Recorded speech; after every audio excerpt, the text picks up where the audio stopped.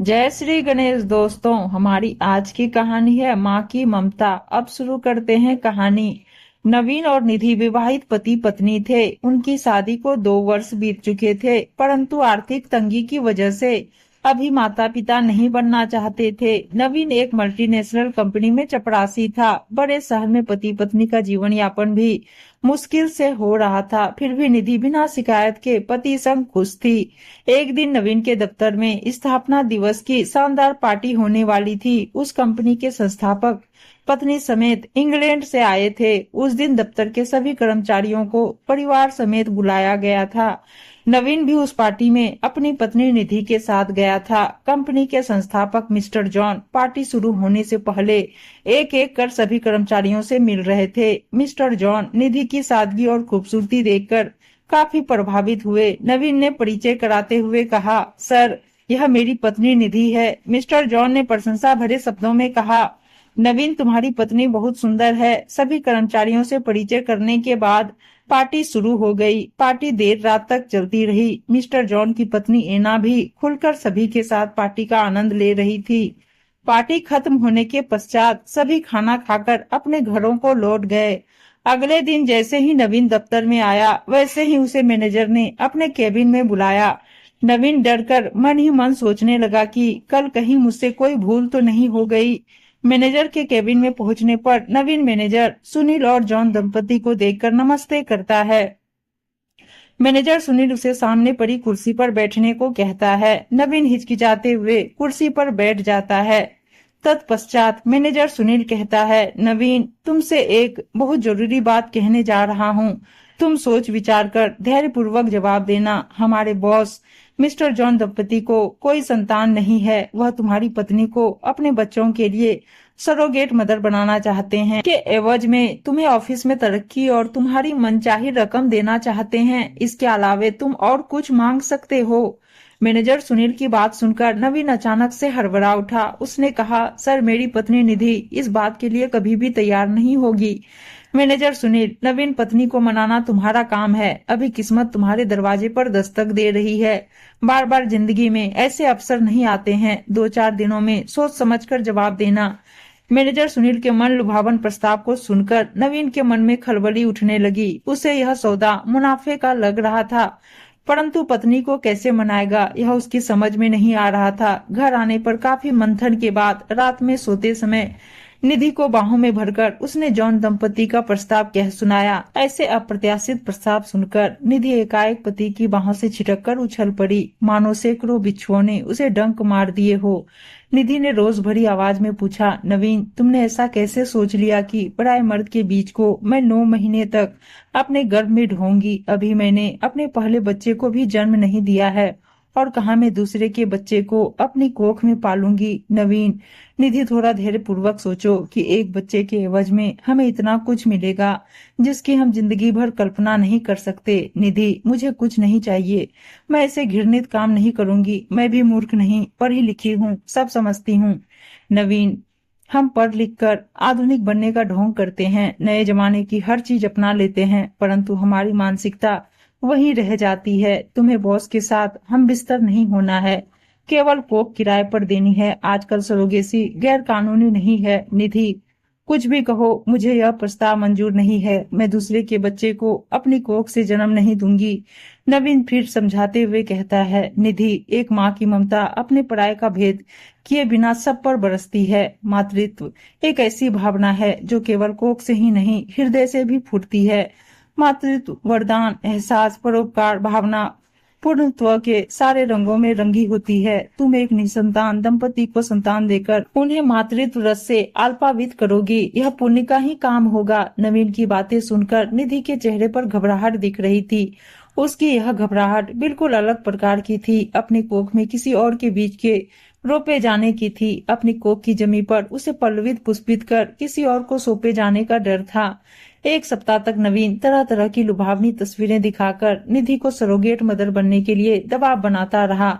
एक दिन तो नवीन ने बात न मानने पर निधि को खुद घर छोड़कर जाने की धमकी तक दे डाली।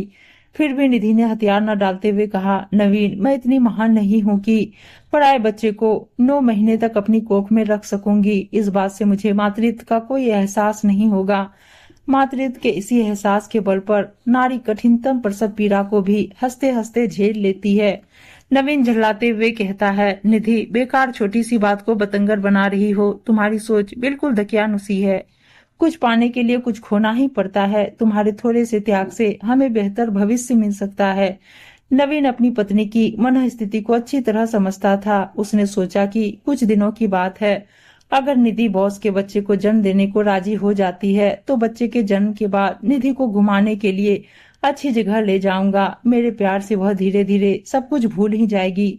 आखिरकार निधि ने पति की इच्छा के सम्मुख हथियार डाल ही दिए। वह समझ चुकी थी कि जब वक्त की धारा जब विपरीत हो तो उसके साथ बहने में ही समझदारी है। अब निधि बेमन से रोज पति के साथ डॉक्टर के यहाँ चक्कर लगाने लगी। अनेक परीक्षणों और इलाज के बाद उसे गर्भ ठहर गया। इस खबर को सुनते ही जॉन दंपति और नवीन हर्षातिरेक से झूम उठे। केवल निधि अंदर से खुश नहीं थी। जॉन दंपति ने नवीन को 15 लाख का चेक देते हुए कहा, नवीन, अभी इसे रख लो, बाद में और अधिक दूंगा।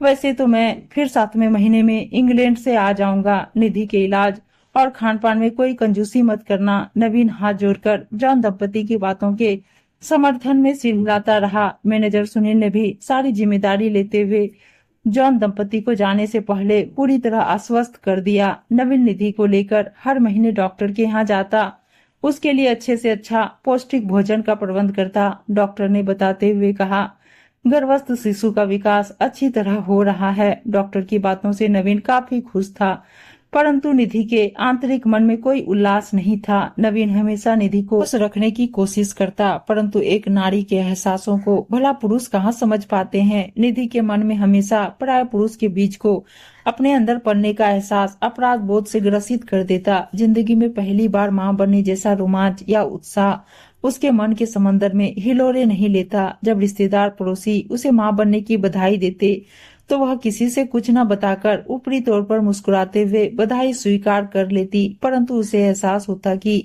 झूठ का लावा कहीं उसकी जिंदगी को ज्वालामुखी की तरह भस्म न कर दे। लोगों की बधाइयां स्वीकार करने के बाद उसके चेहरे पर इतना दर्द उभर आता और वह इतनी दुखी हो जाती मानो असंख्य नागफनी के कांटे उसकी ममता को लहूलुहान कर रहे हो। अच्छे इलाज और अच्छे खान पान के बावजूद निधि हमेशा तनाव में रहने लगी। कभी कभी उसे अपने झूठे वजूद से ही घृणा होने लगती। डॉक्टर उसे हमेशा खुश रहने की सलाह देते, परंतु निधि के दिल की बेचैनी और घुटन कम होने का नाम ही नहीं लेती। गर्भावस्था के 5वें महीने निधि को अपने अंदर कुछ हलचल का एहसास हुआ। मातृत्व के इस खूबसूरत एहसास से निधि के होठों पर एक सुंदर मुस्कुराहट खेल गई। अजन्मे बच्चे के प्रति एक अदृश्य लगाव महसूस हुआ, मानो उसके अंतःस्थल से ममता की अजस रसधारा फूट पड़ी हो। परंतु अगले ही पर उसे ख्याल आया कि उसे अपने दिल पर पत्थर रखकर इसे किसी और को सौंपना है। यह किसी और की अमानत है। धीरे धीरे निधि के दिल में अजन्मे बच्चे के प्रति ममता जाग चुकी थी। अब वह बच्चे को खुद से अलग करने की कल्पना से कांप उठती।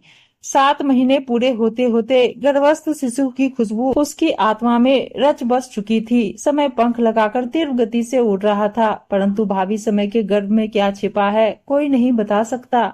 अचानक से निधि की तबीयत बिगड़ गई। उसे तत्काल अस्पताल में भर्ती कराया गया। डॉक्टर ने काफी मशक्कत के बाद माँ और बच्ची की जान बचाई। बच्ची का जन्म समय से पहले हुआ था, इस कारण बच्ची काफी कमजोर थी। बच्ची को इंक्यूबेटर में रखा गया था। जॉन दंपति भी इंग्लैंड से आ चुके थे। उन्होंने बच्ची के इलाज में डॉक्टरों की फौज खड़ी कर दी। बेहतर इलाज से बच्ची धीरे धीरे ठीक होने लगी, परंतु बच्ची के स्वास्थ्य को लेकर डॉक्टरों के मन में कुछ शंका थी। जॉन दंपति ने बच्ची को लेने से पहले एक बार बच्ची की पूर्ण शारीरिक और मानसिक जांच करवाने की इच्छा जाहिर की। निधि मूक बधिर की भांति सारी परिस्थितियों को देख समझ रही थी। 1 सप्ताह बाद बच्ची की पूरी रिपोर्ट आ चुकी थी। जॉन दंपति और निधि बेसब्री से डॉक्टर के आने का इंतजार कर रहे थे।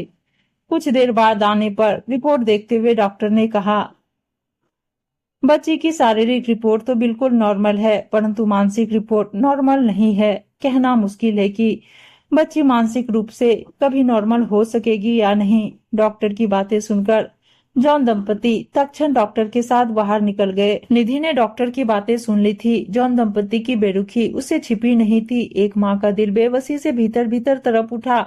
उसी समय बच्ची भूख से रो उठी। निधि बच्ची की तरफ से मुंह फेरना चाह रही थी, परंतु बच्ची का प्यारा मुखड़ा, पतले पतले लाल लाल होठ, काले काले भंवर के समान घुंघराले बाल और उस पर से उसका नरम नरम स्पर्श ने निधि की ममता को पूरी तरह झकझोर कर रख दिया।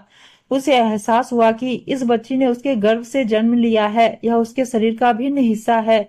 सब कुछ भूलकर निधि ने बच्ची को सीने से लगा लिया और उसे अपना दूध पिलाने लगी। अगले दिन नवीन ने कहा, निधि, जॉन दंपति ने इस अभिशप्त बच्ची को अपनाने से इनकार कर दिया है। कुछ और पैसे देकर इस बच्ची को अनाथ आश्रय में छोड़ आने को कहा है। निधि गुस्से से कहती है, नवीन, मातृत्व स्त्री का अभिन्न अंग है, वह कभी अभिशप्त नहीं हो सकती। यह बच्ची मेरी है, अनाथ नहीं। मैं इसे कभी अनाथ आश्रम नहीं जाने दूंगी। नवीन, निधि, हम मानसिक रूप से कमजोर बच्ची का लालन पालन कैसे कर पाएंगे? निधि, नवीन, माफ करना, मैंने अब तक तुम्हारी बहुत बातें सुनकर ली। अब मैं तुम्हारी कोई बात नहीं सुनने वाली हूँ। इसी बच्ची ने मेरे दिल में ममता का चिराग जलाया है। मैं इसे किसी हालत में नहीं छोड़ सकती हूँ। निधि की बातें सुनकर नवीन का मन पश्चाताप से भर उठता है।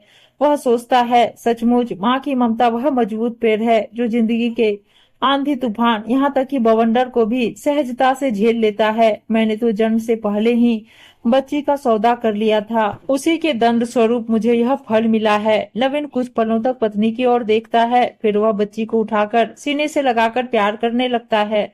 निधि आंखों में खुशी के आंसू भरकर एकटक पिता पुत्री के प्यार को देख रही है। नवीन उसे देखकर कहता है, निधि, मिस्टर जॉन के दिए पैसों से हम बच्ची का इलाज करवाएंगे। हमारी बच्ची अवश्य ठीक हो जाएगी। निधि ने हर्षातिरेक से पति और बच्ची को अपने आलिंगन में भर लिया। निधि की ममता अपनी जीत पर मुस्कुरा रही थी। निसंदेह माँ की ममता अनमोल है। उम्मीद है दोस्तों कहानी अच्छी लगी होगी, और अच्छी अच्छी कहानियां सुनने के लिए चैनल को सब्सक्राइब, वीडियो को लाइक शेयर जरूर कर दीजिएगा। धन्यवाद दोस्तों।